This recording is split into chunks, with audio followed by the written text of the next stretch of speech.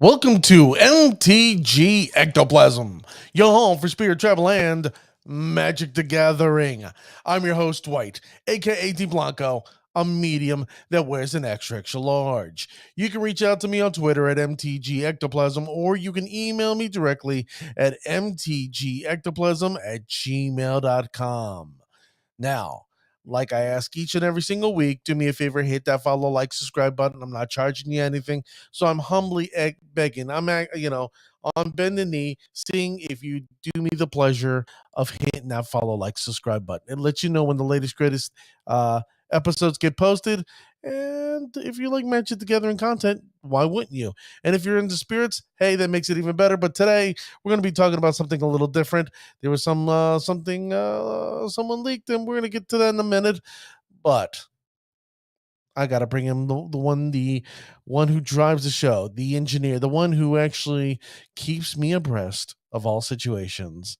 It's the Ravishing One, aka the Ravishing Renata. How you doing there, Ravishing? I'm doing pretty great. How about you? I'm doing well, thank you. Thank you for asking. Today's a little sad day though for me. Mommy's in the hospital. It's a sad day for both of us. It's a sad day for both of us. I found out today that my mother has COVID and she's in the hospital and potentially going on a ventilator. But my prayers go out to her. Hopefully, everybody listening also sends their prayers our way, and hopefully a speedy recovery on my mom's behalf. But so, Renata, let me ask you, Ravishing One, what do you think of tonight's episode? I think tonight's episode is going to be fantastic. It's going to be a humdinger. It's going to be a hootenanny. Yes, it's going to be pretty fun. All right. So before we begin this episode is brought to you by our friends at Greg's Games. That's right, Greg's Games. You can find them at 2103 White Horse, Mercerville Road in Hamilton, New Jersey, 08619. I tell you about the shop all the time. And why? Because it's a great place to go play Magic the Gathering.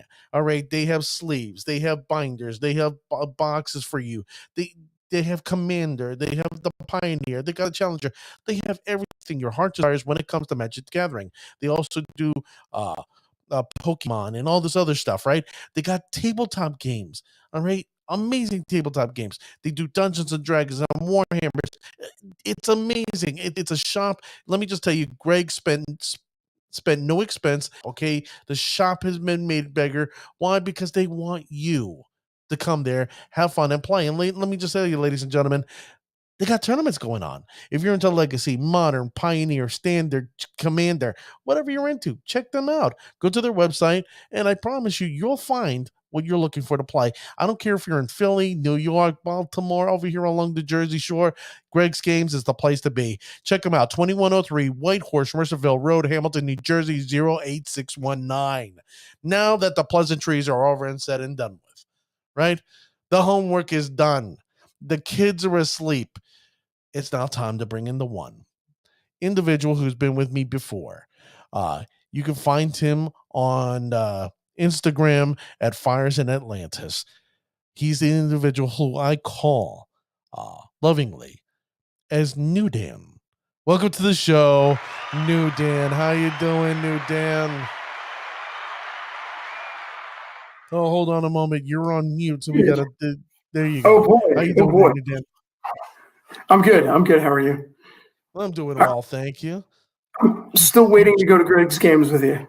I know. Well, once the season over here starts warming up, for those who are unaware, in the Northeast where we are located, we had some beautiful seasonal weather all last week. Temperate.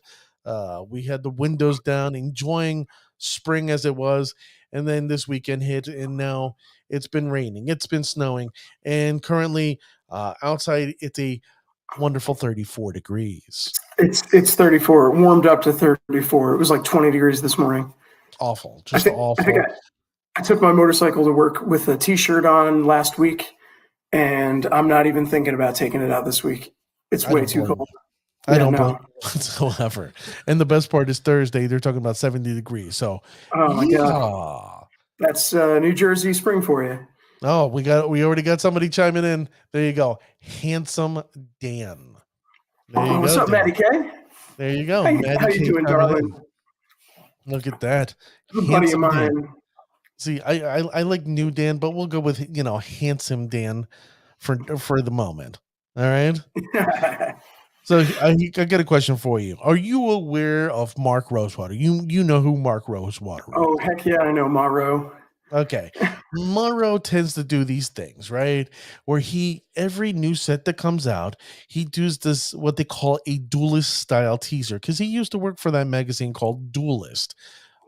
For the young folk out there who don't know what this is a magazine that specified into Dungeons and Dragons and some Magic the Gathering. And he would, you would see all the latest combos, the latest ticks, the latest strategy in Magic, and it was really badass. And he would tease you, give you little things to get you excited for the next set coming out. Well, here we go again. Thank God to him, he's the one helping me make content here for the show. Let me just tell you, he's done it again. He made a teaser for the streets of New Capenna, where all of us are just calling it New Capenna, but it's actually the streets of New Capenna. I think that's going to be something that's really important as we start to look at the different cards that are released in this set and things that come out. I think that's going to be a real big focus. We just had a set that had a lot of motorcycle riding rodents and a lot of other things like that. I thought that was pretty cool. And I think that the streets going back to a city theme is gonna kind of help tie a new block structure together. We used to have blocks with 3 sets paired together that were all good old days where we had themed block sets, and then we'd shift to something else. And then they decided to go away from that. And I think that going with a theme, like this one's an urban environment, rather than going for, specifically a single plane. I think that that's how they're going to tie things together from here and, now forward. Well, we did have streets before. They had the Ravnica, but it was like more of a, I hate to say a medieval feel because that's not correct. It had that I guess Renaissance feel. Yeah. Right. And now we're going into more of a modern, we saw the future with Neon Dynasty, but now we're pulling back into our era of the 1920s where the gangsters, Al Capone, all these bad boys used to sit there and take out what they call their choppers, right? And try to take everybody out. It's the times of the Untouchables. It's, Magic's a game where they've already said that they're not going to include guns, but a Thompson submachine gun would not feel out of place in a lot of these new sets. Well, it brings to mind what we elegantly term the ping. So we're constantly pinging with a chopper, shall we say? Yeah. You pull out your walking ballista rather than there you go. Yeah, something else. All right. Love that card. Well, let's bring these little thing up to date here, and let's start talking about this blog of the streets of New Capenna. Gotta love his name. Yeah. Now you can see it, right? I don't know if you can see it on the computer there. Yeah. Okay, let's start with the first one. First up, here are some things you can expect. So these are things that we know for a fact that we will end up seeing. Existing mana symbols that we've never used before. 5 mana costs using existing mana symbols that we've never used before. I have an idea, but realistically and honestly, we're going into a new set that is based around a 3-color guild theme. And I think similar to, what was the card that just came out that had a dual color split Phyrexian symbol? I think that we're going to see that. It just came out. you're the hybrid. See, you made me say it. It's like Yeah. the hybrid mana, but Phyrexian style. Yep. That's a lot of people are talking about this now. My thing is WotC or Mono said that was a mistake. The Phyrexian mana was 100% a mistake on their behalf. Now I think it's interesting for them to come back to it. Now, to me, I think it makes sense to go here in New Capenna, or shall I say, the streets of New Capenna with it, because of this one simple reason. Why? You have gangsters; they're putting their lives on the line, and you, as a player, as a planeswalker, why shouldn't you put your life on the line as well?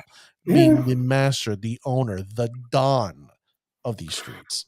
My only fear is that with introducing a new Phyrexian symbol similar to the one that just came out.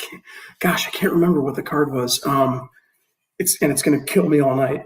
But going into something like a hybrid Phyrexian symbol really just makes that more easily played in more decks.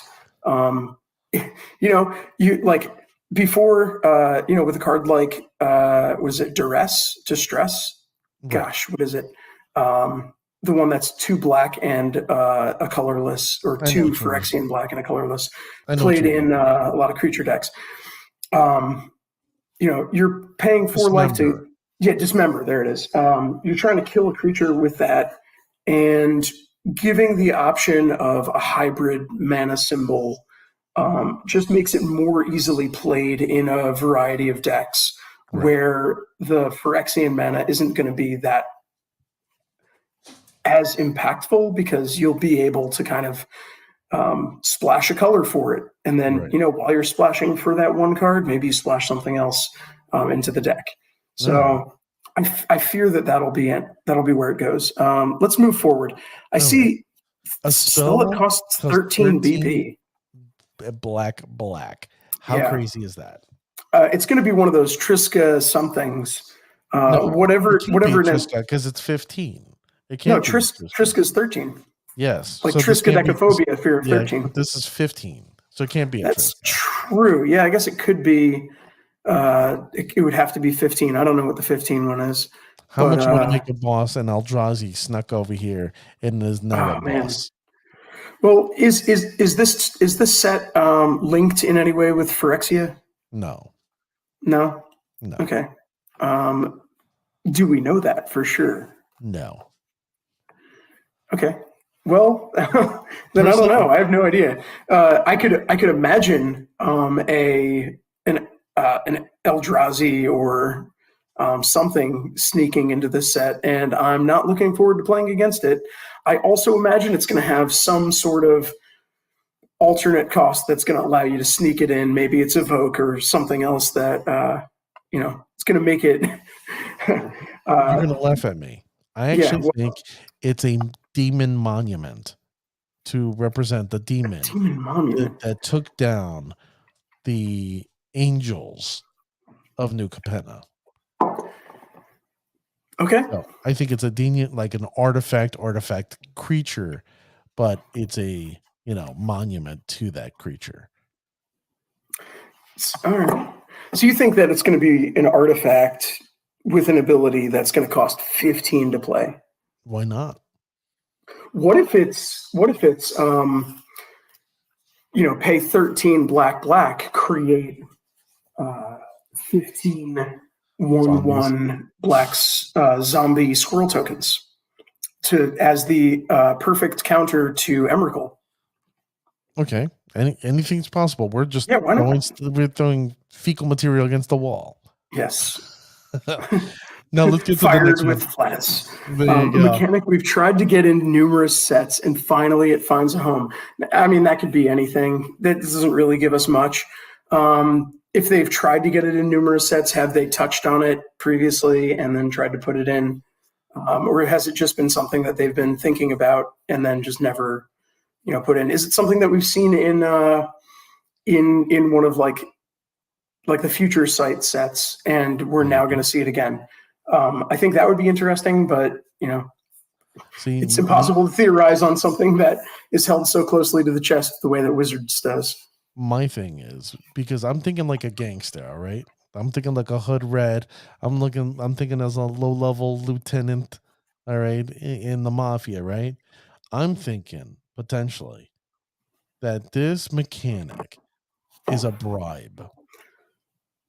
You're Okay. bribing Yeah, people. I mean, it's the streets. I can see bribes happening. Maybe there's some sort of bribe system that allows you to play political games with, I mean, between we've the had guilds. exploit. We've had exploit before, so why not have bribes? Mm. You know what? It's been greater than 10 years since we've seen the introduction of the commander decks. One of the first ones was political puppets. Maybe we'll see bribes and a return of the political puppet stack or of that theme. Right. Could be Well, see, possible. I like that. Yeah, I think that was a Jessica deck. Yeah, Okay. that's coming back. Now this one says a creature type theme for a draft archetype that's never been used before. For draft archetype, a creature type theme for a draft archetype that's never been used before. So, in the same way that something like Shapeshifter, it's a creature type that specifically relates or has like a static ability related to draft. Are they bringing back conspiracy? All I can tell you It's is the only thing I can imagine. This is they're saying this is potentially like a commander heavy style set. Yeah, but Commander doesn't really do draft for a draft archetype that's never been used before. So maybe we're going to see cards like I don't even know. I know there's a card that forces you to like draft the cards at the table or something like that. Doesn't Tom play something like that? Mm-hmm. Yeah, I can't remember what the card is, but maybe we go into an ability that does that and forces you to like shuffle up and then draft out the cards. That could be really interesting, but gosh, it's going to make games go long. Remember, they said an archetype that's never been used before. Yeah, so it sounds like they're going to make it's going to be a new creature type that's going to have an ability that's going to force drafts. I'm saying Maybe gangster or mobster. Okay. Something new. Because I mean, we already have rogues, right? There has to be something edgier, something, we have maybe lieutenant. Okay. Lieutenant, because technically that's a commander thing and not a general magic play, saying we've never seen lieutenants. So maybe a lieutenant.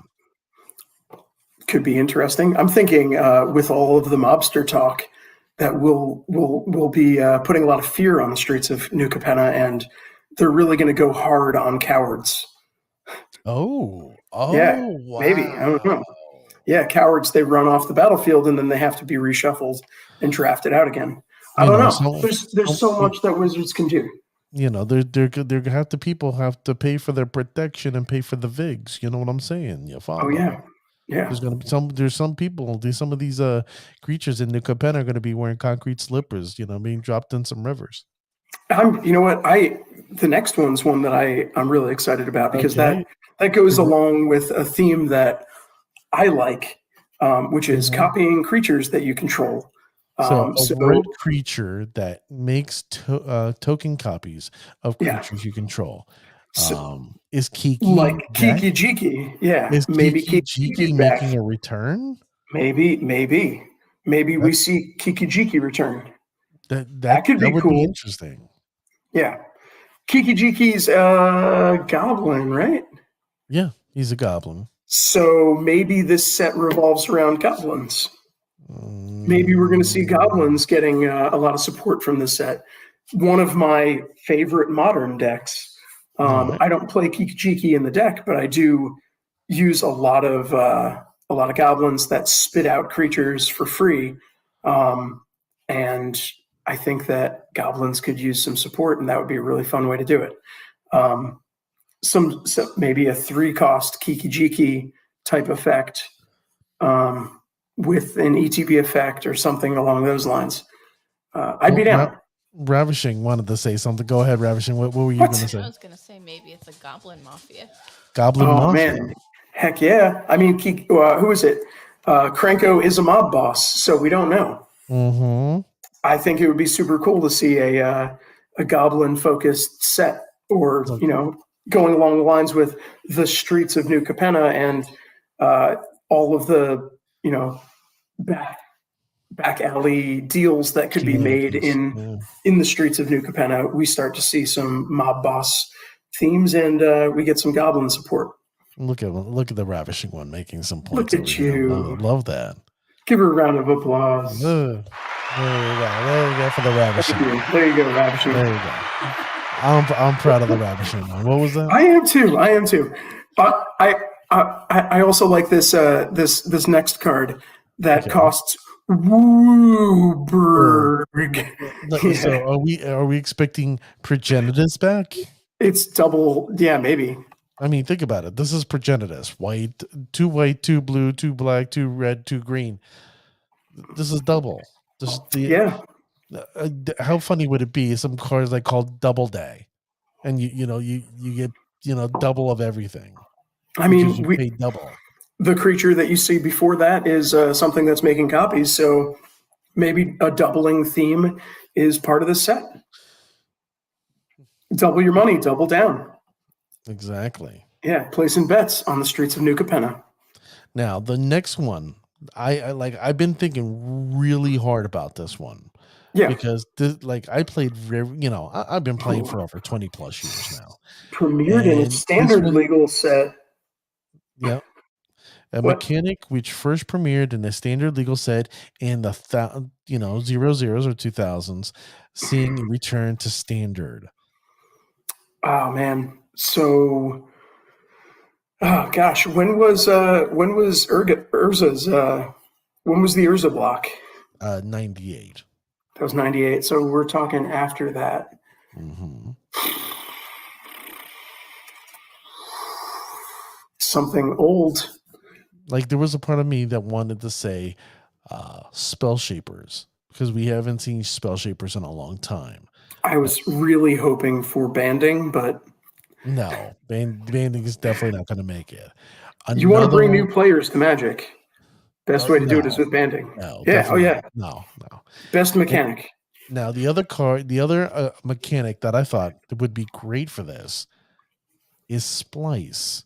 I don't know if you remember Splice. No, I don't. Mechanic that came out during Kamigawa, the first time we went the Champions, the Saviors, and the Betrayers of Kamigawa. Good sense. What happens is you paid let's say a reduced price to add a spell onto a spell. You know what I mean? And so it was pretty neat. So I'm like, well, why wouldn't they not want to bring that mechanic back? It was something different. Right, like Splice into Arcane. Yeah. Yes. Yeah. All right, I'm familiar with that. Yeah. I mean, we're in Kamigawa right now, so I don't see if, like I said, if they're going back to a new block format where they're keeping thematically things the same, but shifting planes back and forth within the new block format set style. I could definitely see keeping things that came from Kamigawa and bringing them up. I could see them going, we want to put Splice in the set, but it just doesn't fit the theme. You know what? Let's put it in New Capenna. Done.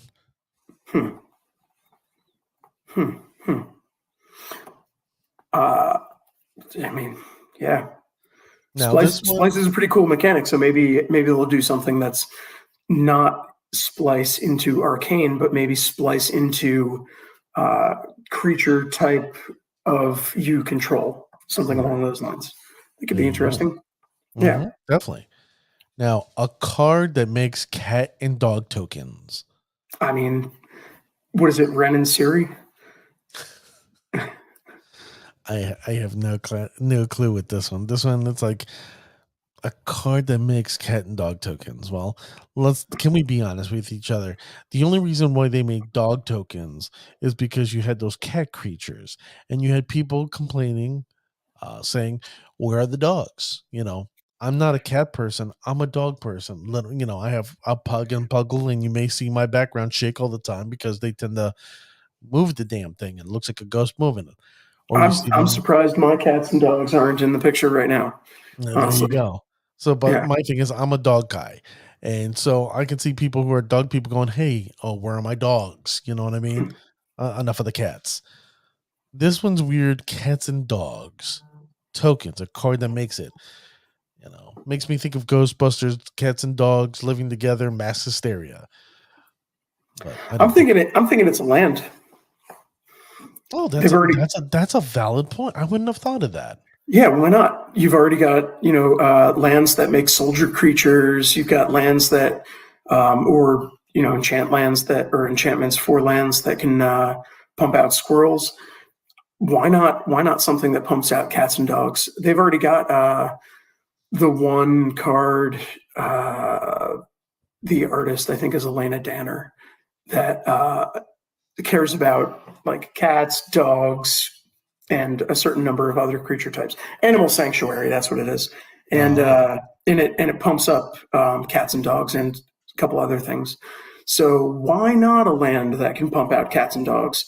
Maybe it requires that you have some other requirement, like if you control a cat, you can pump out a cat. If you have a dog, you can pump out a dog. Something along those lines. I could definitely see Wizards doing that.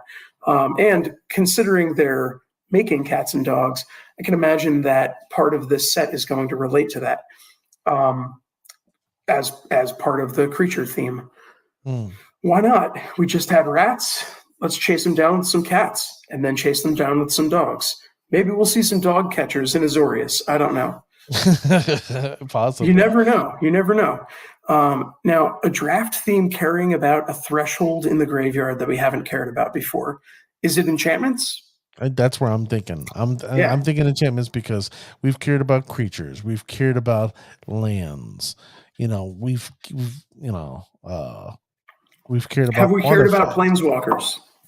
Planeswalkers, not really an idea. Would you really care about planeswalkers here? I mean, in War of the Spark, yes. In here, no.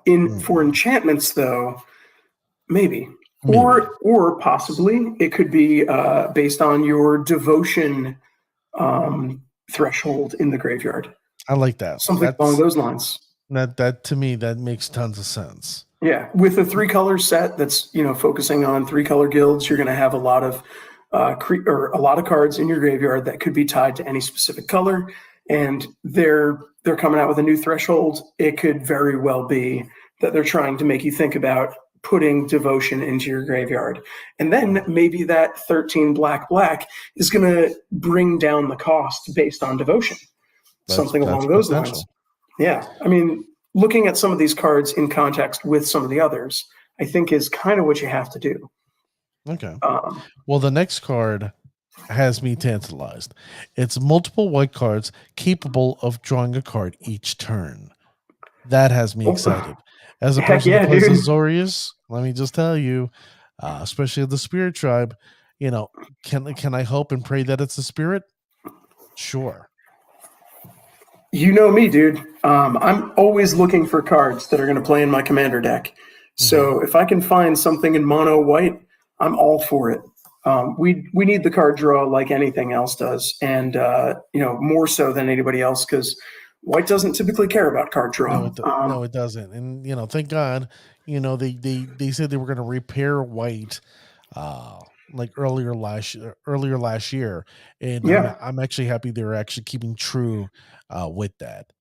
Yeah, I like that they've. I think it's called the Council of Colors. I believe that's what they're called. Yeah, and talking about rehashing or rethinking what each color's identity and abilities are, looking at each color individually and saying, you know what, in the past we've always stuck with these specific rules for these colors, and then rethinking that in different ways, allowing the evolution of the game to progress into the modern era and allow the colors to be a little bit more balanced as well, expanding on their abilities and giving them new abilities that they typically didn't have in the past, but in their own way.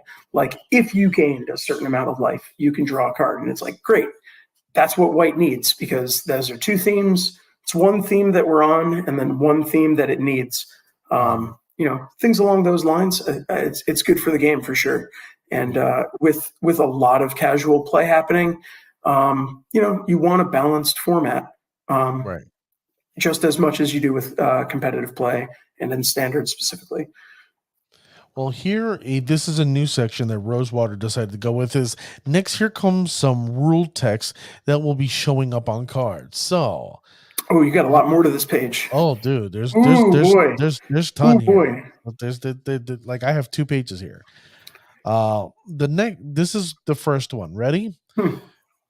Then, if you control 10 or more creatures, you may play the exiled card without paying its mana cost. Ooh, 10 or more creatures. That's a lot. Yeah, that's a lot. It's not even counting permanents on the battlefield. No, it sounds far like from essential. it sounds Essential. like certainly looking at a couple of these other cards in advance before we discuss them, it looks like, and from what we talked about before, a lot of copying spells, a lot of copying creatures, a lot of doubling, like you said. As we mentioned previously, it looks like we're going to see a lot of tokens and a lot of copying tokens, a lot of proliferate, things like that. And I think that'll really spice up the game in standard, and hopefully add into modern and commander as well. Maybe we'll see some legacy cards. I don't know. Pioneer, certainly. Definitely so. Yeah, for sure. Now the next one, this is where I got the idea for Splice. Yeah. It reads, copy target spell you control that wasn't cast. Yeah. So that's Splice. That's Splice right there. It's screaming Splice. It is screaming Splice. I also see like a couple down from there when you cast the spell, copy it. So it sounds like I said. It sounds like we're gonna see a lot of that ability in this set, and that's gonna allow you to play one thing, copy it into another, do this other thing, and then when you only had 3 mana open. Oh, what are you thinking? What are you thinking? You just had realization. What happened is that I remember there was a card in Future Sight that had foretelling was last, foreshadowing. So at the beginning of your upkeep, you can show this card. Yeah. And it would do this ability. It was called foreshadowing. I remember. Is the card called Foreshadow from Visions? No. It was an ability. It was like foreshadowing, something like foretelling. And what happens is that you could pay a shorter mana cost for something. Like, for example, I used it in a deck that gave a creature shadow, and I paid like a white and a generic. And you basically pay the white generic, you show the card, you don't cast it, but it's of the ability of the instant or sorcery in your hand. And it was in Future Sight. I remember seeing that. Maybe it's that. I mean, very well could be. If it was in a Future Sight set, then I could see them having tried put it into a number of sets and then just didn't work. So they had to put it into this one instead, and it kind of fit thematically. It's amazing. It's not Foretell? No, maybe it's Foretell? No, because I know that ability. So it sounds like that would be a card that I wouldn't know. No, it's like because I know see what screws me up is that what happened in oh God, the one that came out last year. This is what happens when you have extensive knowledge of a game that has 30,000 individual game pieces. No, you just can't know them all. It's impossible. Because you know how Kaldheim they came up with like Foretell. You know what I mean? Yeah. So there's another ability that's that's not Foretell, but it's like foreshadowing, foreseeing, something like that. Okay, yeah. Maybe I know it's that ability for something. It does something that allows you to kind of play it during your beforehand. It's during your upkeep, or I believe it's during your upkeep. You pay a a certain casting cost, then it's a reduced casting cost, and you could have a creature do whatever you wanted, or Yeah. you could have something done, but your opponent sees the card that's in your hand, and it's like, oh, never cast it. It was such a good card. Like, but I know I saw it was definitely from Future Sight. It's like right here on the tip of right there. But maybe my buddy Matty K, who's on his computer right now, can help us find it. Okay, Matty K, you're on the job. Matty K, you're on the job. You're finding this card. It's from Future Sight, maybe. Yeah, go Future Sight, foreseeing something. Get on the Google machine. I believe in you. The next one. Shoot us a message in the chat. Let us know if you find it, and I'll continue drinking my green ectoplasm, juice. my green juice. Ecto Cooler. My Ecto Cooler. Yeah. Well, High C made an Ecto Cooler, so that's what I'm saying. Oh, yeah, no doubt. Okay. As an additional cost to cast the spell, sacrifice a creature, discard a card, or pay for life. Oh, oof. Sacrifice creature, discard a card, or pay for life. Well, as you said before, there's a card, or as we looked at before, there's a card that's going to consider a threshold mechanic, or it's going to be based on a threshold mechanic that they haven't used in the graveyard. So maybe we're going to see some sort of Death Shadow type. We got a comment. Archetype. We got a comment. Let's see what this comment is. What do we got? Oh, what do we got? The Ravishing One's pulling it up now. Oh boy. Okay, bring it up, Renata, if you don't mind. Exile the card. Oh boy, I'm a man who hasn't played since Exodus. This is a foreign language to me. Oh, okay. Well, that's fair. I get it. Okay. Thanks, Maddie. Appreciate it. All right. But this card, you sacrifice a creature. It's not that bad. Discard a card. That's really not bad. Or pay for life. Oof. Yeah, the paying for life is rough unless you're doing something like Death Shadow, where you want to hit, below 13 maybe this life. Is a card that Death Shadow wants or desperately needs to, they did lose, they did fall from grace because of Loris. Maybe this brings them back from grace. I don't know. Into grace. I mean, I'm never opposed to a card that's released in a standard set that's going to impact modern and kind of change the format up a little bit. At least it's not something from Modern Horizons, like a 1 mana cost monkey that has dash and creates a bunch of treasure. We're not talking about that asshole. Who? We're not talking about him. I mean, he could be played in any deck. That's crazy. Now this one I found red and merfolk to play a monkey. Well, this one I found interesting. If exactly 3 colors of mana were spent to activate this ability.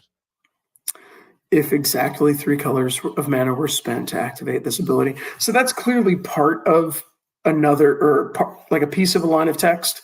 And it's either going to be, it's going to give you some additional benefit. I mean, they've released cards like this before. It's going to be cool. I'm hoping that it's in white, or at least a colorless card that I can play in white. Because I'm always looking for good pieces for my, premier decks. This is a set that they said it's going to be like 3 colors, because we're going to have we're going to have the friendly triomes. To pay 3 the same exact mana. No, it doesn't say that though. It just says exactly 3 colors of mana. So it sounds like a sunburst ability, where they're looking for you to spend different colors, but this is exactly 3 colors. So maybe if maybe it's an X spell that has like XXX, and it's looking for you to cast something that has, or if you spend only 3 colors on the XXX, it then allows you to do something else with it. Maybe create a token copy of that spell or of that ability. I'm thinking like the Obscura or Maestro. We're going to get into that in a little bit, but their colors. Let's say Obscura. Obscura is white, blue, black, which is Esper. But Obscura, if you pay those 3 mana, that mana cost, something you're showing your mafianess. You're showing your family. You need, maybe it helps out your family. I see Esper as a, or Obscura, which is white, blue, black. White and blue are always the color of like Law and Order, but then black kind of sounds like it's a corrupted Law and Order. So like a corrupted authority console These are of the city. politicians. These are corrupt politicians. Yeah, these are corrupt politicians or corrupt enforcers of the law, corrupt judges, corrupt police, some sort of corrupt people of power or creatures of power, because we're talking about the game, that are then going to allow you to do something else. I mean, it doesn't necessarily need to be in those colors, but I think based on the other ones, you're going to get to copy that spell or ability if exactly 3 were spent. That's my guess. I don't know what it's going to do, but I think it's going to copy. Now, the next card I'm terribly excited about. Why? It says create a 1/1 blue fish creature token. I'm saying this is an instant or sorcery. Are we trying to find Dory? No. This is like I heard people talking smack about this card and coming up with names. I think someone hit the nail on the head. No, man, it's Finding Dory. It's Finding Dory. No, yeah, it's better. Yeah, no it's doubt. better, dude. No. It's Mafia. You have to think gangster here. Okay, this blue card or instant or sorcery. I'm going to say it's a white instant. I'm going to say a white instant or white sorcery. You have to pay a white and a blue. Ready? And you have to exile that creature. And the card is going to be called Sleeping with the Fishes. Okay. Sleeping with the Fishes. Okay. So that card gets exiled. Guess what? Now you got a fish. You got a 1/1 fish. So you're thinking along the lines of it's going to be something like a generous gift in white that exiles your opponent's creature and then create a 1/1 blue fish creature token. So it would be like exile opponent's creature before that, create a 1/1 blue fish creature token, and then under that opponent's control. Yes. So this is like the middle part of something. I mean, that would be super cool. I could see them doing something like that if that's going to be if that's going to be the way that the card is laid out. I think Sleeping with the Fishes would be a perfect name for it. I think it's going to be a 1 blue spell, and it's going to be called Finding Dory, and it's going to be create a 1/1 blue fish creature token, and that's it. This is what I have. That's what I want to see. Dan, this is what you get. What? Oh, come on. I mean, even that joke deserves that. That's what that joke deserves. I mean, that's fair. That's fair. I'll give it to you. Hasbro hasn't been bought out by Disney, as far as I know yet. So I think we're okay. So the next one says until we get the goofy movie crossover Secret Lair. Yeah, our friend Mike would love that since he's a fan of Goofy. Hey, I mean, there's a lot of people that are fans of Goofy and Disney. Why not? All right. It's the fun. next one is when you cast a spell, copy it. Copy it. Yeah. Like I said, copy the target spell that you control that wasn't cast. I don't see why. What it's basically saying is these two things work together. When you cast a spell, copy it, and then copy a spell that wasn't cast. We're getting a new Reverberate. Yeah, effectively. Yeah, we're getting Reverberate. I think the one before it, copy target spell that you control that wasn't cast, like a couple spots up. I think that's going to be a tap ability on a creature. Now this one, Wurberg tap sacrifice card name. Yeah. So that's going to be, it taps and sacrifices itself. And you win the game. Gonna do something. No, I don't see it. I don't see it as winning the game. It could be an ability on that Wurberg creature that we saw before. The double one, the progenitive. I mean, maybe that'd be kind of cool. It'd be cool if it won the game, but I hope not. I kind of hate that when that happens. I also, don't like getting comboed off on, although that kind of is my primary strategy on EDH. Yeah. The next one says where X is the number of permanents you've sacrificed this turn.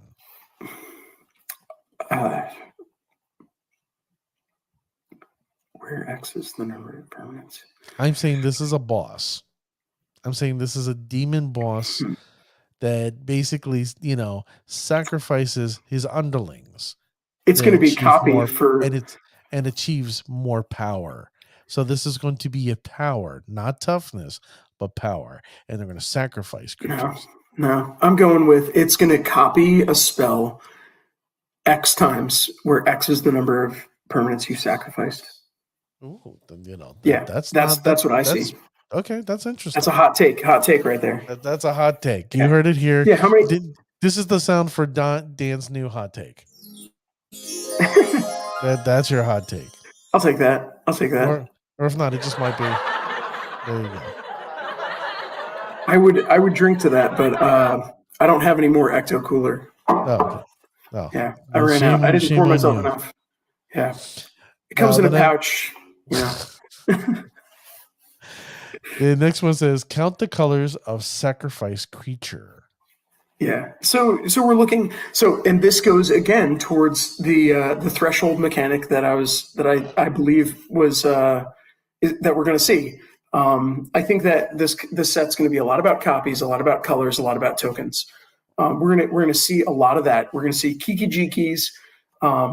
We're gonna see the graveyard threshold. We're gonna see land or activated thresholds, and we're gonna start to see a lot of tokens, which I think is going to play into the white card draw, and a lot of other mechanics as well, like copy it X times, sacrifice X permanents. You get X based on the things you sacrificed. I think that's where this set's going to go, based on this preview that we're looking at right now, and in the context of the other ones. Well, I'm sticking to that. All right. Well, that's your hot take. You may cast any number of the copies without paying their mana costs. Cast any number of the copies without paying their mana costs. It's a little awkward like an awkward statement. Exactly. It's one of those things that make you go, You may cast any number of the copies without paying their mana costs. I mean,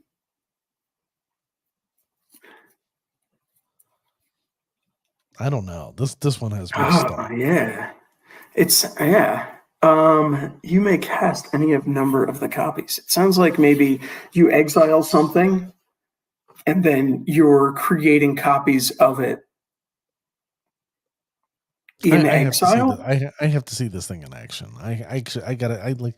If you, ladies and gentlemen, I apologize for this one. I have zero answers for. Yeah, well, the only thing that I can think is that you're doing something, either revealing a copy, revealing the top card of your library, or exiling a card, or looking at opponent's hand and creating copies of that are then going to be either in your hand or in exile, or somewhere available to you that you can then cast based on either a threshold mechanic or the number of permanents you've sacrificed this turn. Something along those lines. I think that'll be interesting, but I have no idea what it is. All right. Now we come to, here comes some creature type lines in the set. So I hope you're ready for this, Dan, because there's one that caught my eye. I was like, ooh, I know one our friend Ray will truly love, and that's the first one. Yeah, Minotaur. Devil Warrior. Devil Warrior. I mean, that's going to be red, black. Right. Probably, what is it, red, black, white? Maybe. Red, black, green. With a giant. Yeah, I can't remember exactly what the guilds are in this set. That's all right. Until we start playing it, we're gonna have. But a Devil Warrior. That sounds interesting. Plant dinosaur. Hey! You're going too far. Let's go one at a time. Ready? I'm excited, dude. Okay. The next one, Raccoon Rogue. It'll be the first raccoon that we ever see in the set. We had gerbils or hamsters in Dungeons and Dragons. Did we really? We got. Come on, bro. There's a hamster? There was a hamster. Dude, I didn't know. I didn't. Yeah. No. Yes. No. Yes. Yeah, you're gonna have to go back. You're gonna have to go back and listen to a past episode of MTG Ectoplasm, where I broke down I think outer space hamsters that are about 6 feet tall. I missed that one. Yeah. Yeah. Okay. What? Raccoon Rogue. What do you think? I personally think if you think of a raccoon, I think a raccoon Yeah. is a rogue. They have the little ski, the little mask around their eyes, and they like to hide and steal from your garbage cans. They're what we call them lovingly around these parts as trash pandas. Oh yeah. Yeah. What's that movie with Chris Pratt that Guardians of just the came out? Galaxy, Guardians of the Galaxy. Yeah. What's the raccoon? Rocket Yeah. the raccoon, So we're looking at Rocket the Raccoon. maybe. Maybe. Well, So me do we? personally, me personally, I'm hoping there's a pug in here because a pug have a black mask just like a raccoon. So I'm hoping Well, that there's would be a pug. treasure dog. Yeah. Well, hey, you're getting ahead of me. You're ahead of me. The next one, bird assassin. I mean, if That's it's interesting. playable, it's going in my bird deck. It's different. I wouldn't have put bird and assassin together. We've had bird warriors, bird soldiers, bird Yeah. wizards, but bird assassin is something we've never seen before in the world of Magic. It's going to be a black bird, I imagine, because assassins are black creatures typically. At least that's what I would think. In the color pie, and based on other cards that we've got. So I don't know what that's about. The one you brought up was plant dinosaur. Now Yeah. we had a fungal saur before, which was a fungus and a dinosaur. But plant dinosaur, that's different. So we that's interesting. But I know that in the world of Magic, we've had a fungal saur. That joke writes itself too, right? Fungal sore. Yeah, Fungal sore. Fiction. It's sore. Fungal sore. Yeah, that's gross. Now the next one is artifact creature treasure dog. Yeah, I mean, who doesn't want that? No, I'm thinking this is one of those little robot toys that is a treasure, has a treasure in it. Maybe it's it could be like a lion's eye diamond or a lion diamond. But this is lion diamond eye lion or whatever. So this may be a treasure dog, literally a treasure dog. A treasure, yeah. I mean, it's probably a treasure token dog. There you go. But it also plays into the idea that we're going to see dogs as a theme in the set, and why not a land that generates them? Now, artifact creature angel warrior. Yeah. Now, there's a card from back in the day, and I forget what it's called. I think it's like Copperleaf Angel, and it was an artifact angel. And it's interesting to see here they have an artifact creature that's an angel warrior. So that has my curiosity piqued. Yeah. Artifact creature angel warrior. Yeah, I didn't even. That's like you would think a regular creature angel warrior. Okay, not a problem. Yeah. Artifact what is creature? What's angel of? There already is that 7-cost angel that makes that's like flying indestructible, can't lose, can't win, something along those lines. Can't remember exactly what it is, but I could see more of that. That could be really cool. Now the card that I was talking about is called Copperleaf Angel. For 5 mana, it's a 2/2 flyer. Tap it, sacrifice X lands, put X +1/+1 counters on Copperleaf Angel, and it came out in Prophecy. So I think? So I mean, if you get a chance, go back and look at the art, and it has somewhat of this Art Deco, Art Nouveau type of look of New Capenna, or sorry, the streets of New Capenna. So, just maybe. Yeah, I'm gonna have to look into that with that Art Deco style, especially. Maybe we'll see a return to that. And now comes the legendary creatures. The first legendary creature that they put up here is a Sphinx Demon. To me, that's That makes no sense. I can't picture a Sphinx being a demon. Yeah, You why seen not? them. We're so used to them being blue and white and blue and being nice, but a Sphinx demon, really? Yeah, I don't see why not. I could see a Sphinx going bad. We're talking about, you know, this like the corrupted streets of New Capenna. I don't see why that couldn't be a thing. I imagine that these are going to be things that we're going to see in the commander precons, Potentially. which I'm all for, Well, especially with the cat citizen coming up next. there Because you go. The next one, legendary creature, cat citizen. yeah, that's what I want to see because Ah, that will go right into my Arabo deck. I think they made As a. I long as think it's there's a only green and creature. white. I think they made a creature there was a legendary creature, and I think they potentially are making it a planeswalker that was a cat citizen. Really? Yeah, so I'm pretty interested to see where this goes. I mean, that could be pretty great, honestly. I'd love to see some new good cats. Always down for some new good cats. Now this one interests me is the legendary creature Cephalid Advisor. Like, what exactly is a cephalid? Isn't that a isn't that the soft bodied Squishy people? undersea creatures? No, Yeah, they're like not a merfolk, but they're like squids. yeah, it's like a squid. I mean, it'll be blue, Definitely. but I don't know Yes, what else it's going to do. they are squid people. Yeah, Because I'm it's looking like at the art now and I'm like, oh, I remember these. I remember these in the time of Torment. yeah. Oh, So they're bringing things back, yeah. bringing back creature Torment, types. Legion, Odyssey.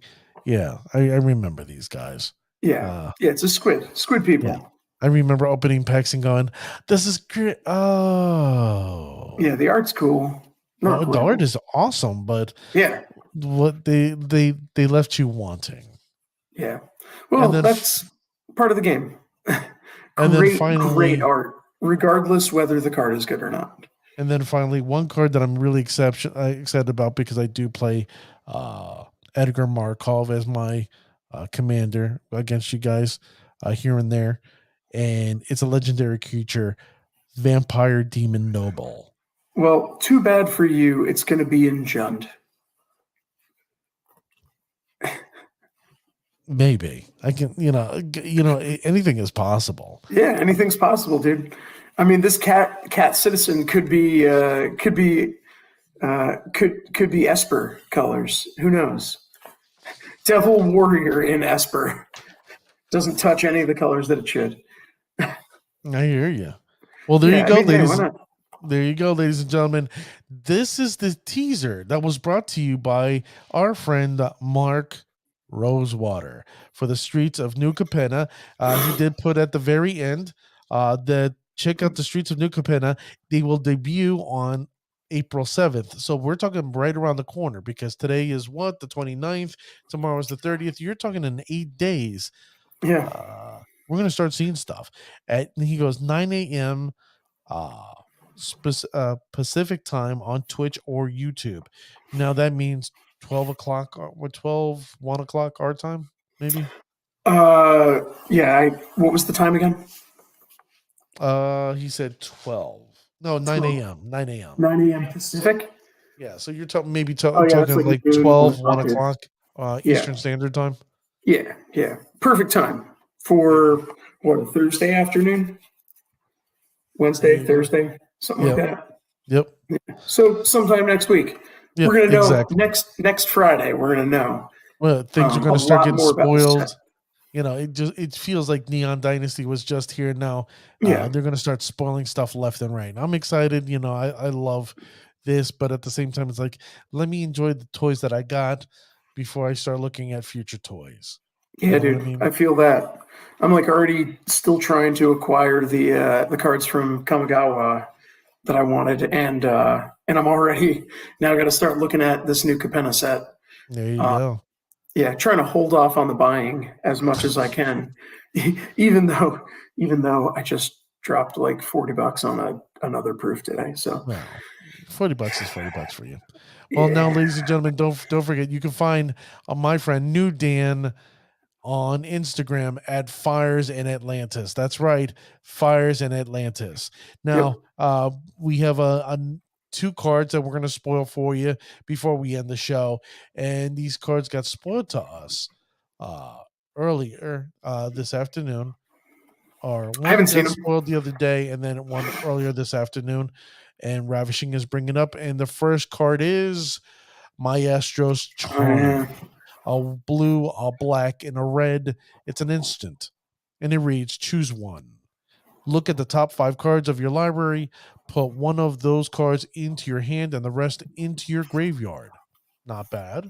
That's not bad for our first one. The next one says, each opponent loses 3 life and you gain 3 life. That's not bad either. Not bad at all. And then the final it's kind of one weird says, for Grixis, but that's okay. Exactly. And then the last one says, Maestro's Charm deals 5 damage to target creature or planeswalker. That's on brand. Yeah. I would expect this one in Abzan or in Abzan?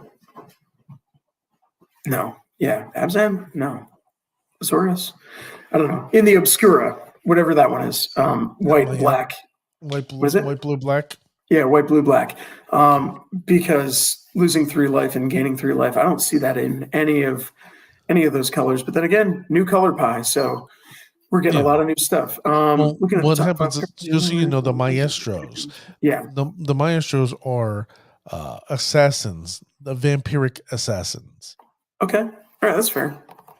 So look at the top 5, put one of those cards into your hand and the rest into your graveyard. I mean, pretty good charm. If you can afford the 3 colors in your deck, I could see this being played. The greatest part is that it's only 3 colors. There's no additional thing. Choose one. It'd be better if you could get a second one out of it, but overall, not bad. Right. Be cool if it had an X and it was like choose one or X, something like that. Right. Now, my question is, well, how many Grixis players are going to want to play this? This is going to be interesting. Yeah. I mean, in Standard, probably. I could see it getting played in Standard. Dealing 5 damage to a creature for only 3. In Standard could see play. In Draft, for sure. Outside of that, I don't really see it getting much play. Okay. It's was it a Brainstorm at the top? A Ponder, something along those lines, and you're paying 3 for it. I think there's better cards. Even though it's digging deeper, I think that you can be more mana efficient, especially at the cost of having to play all 3 colors. And really, the only deck in Modern that's going to play it would be Grixis Death Shadow. I guarantee somebody who has a commander deck that plays Thraxamundar is going to want to play this. Just. Oh yeah. This is a commander card for sure. Yeah. You're playing if you're playing those colors, you're going to toss this in because it's going to do things that you want, but it's not getting played in more competitive formats. Yeah, exactly. Yeah, maybe Pioneer, but I think Standard's about the extent of this card. All right.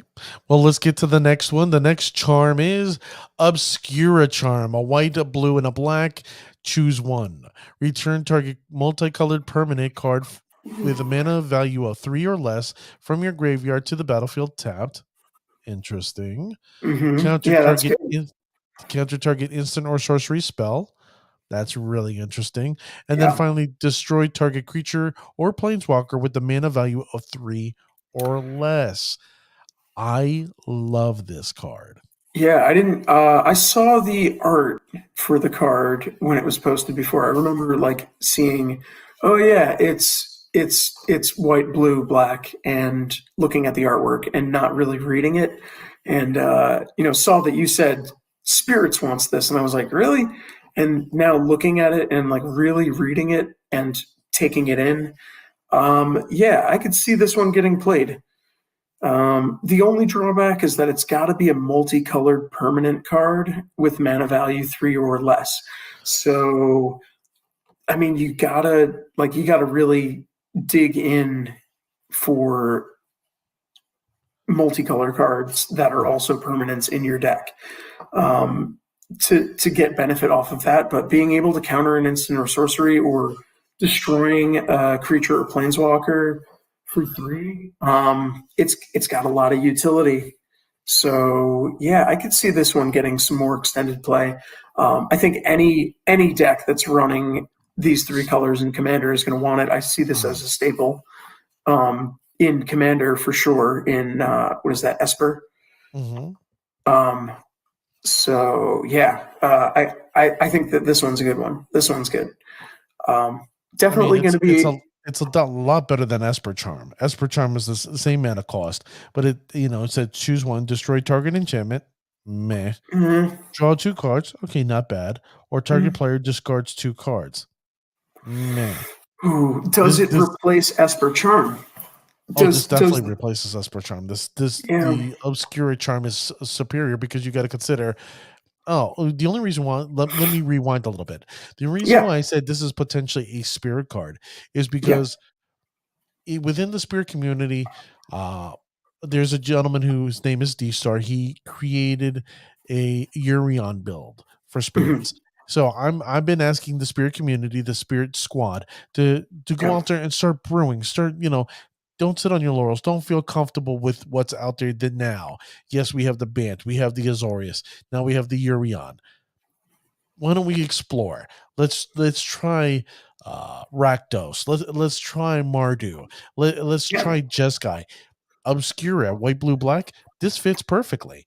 Just the fact that I get to return a a 3 mana or less permanent. That's basically all. Multicolored permanent.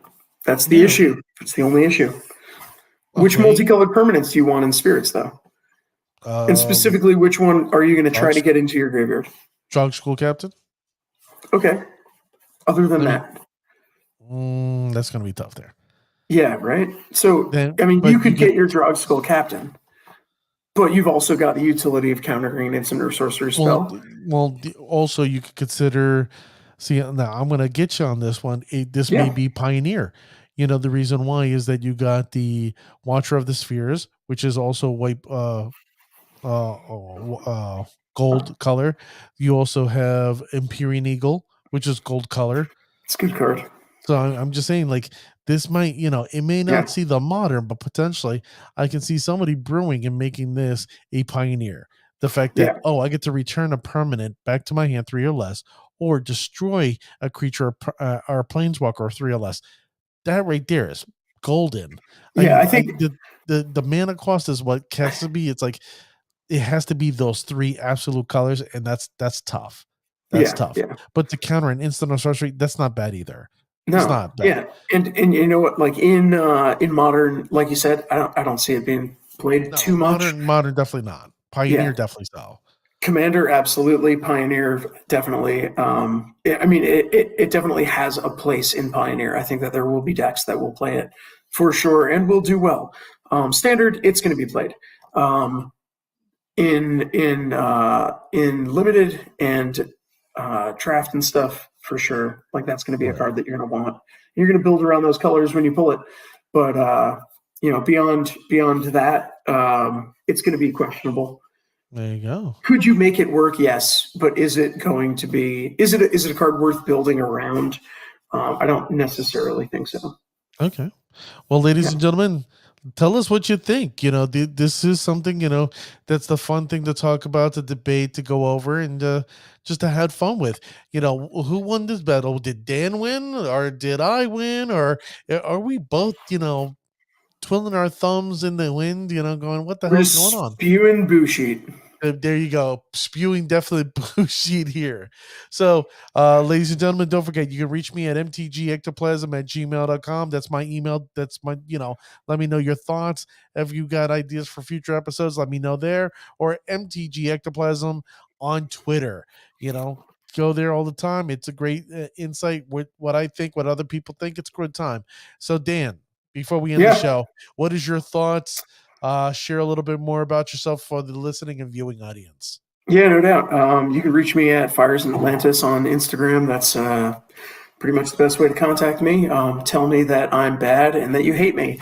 It's my favorite kind of mail. Send me pictures. Look at my pictures. I've got a couple of them.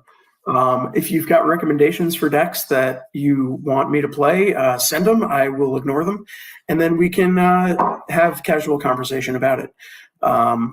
You can find me here sometimes, or possibly at Greg's games once it warms up and Dwight and I decide to take our bikes out there and cruise. Yeah, it's going to be nice. You're going to be like, vroom, vroom, and I'm going to be like, Trust me, I've been looking at a new motorcycle. I've been begging. have you? Oh man, I'm just waiting for mine to explode. Hopefully not, but it does leak oil. Well, that's not a good thing. We're trying to save the earth here. Fine, it's fine. There you go. Lots of oil. Well, ladies and gentlemen, please do me a favor. Follow me on YouTube or even on Twitch if you're viewing, and if you're listening to the show, you please follow on Spotify, Google, and Apple Podcast. I'd gladly appreciate that. With that being said, ladies and gentlemen, I want to thank you for being here. And remember, the next time you're kicking your opponent's ass, make sure they say, "That's Bushi." That's Bushi.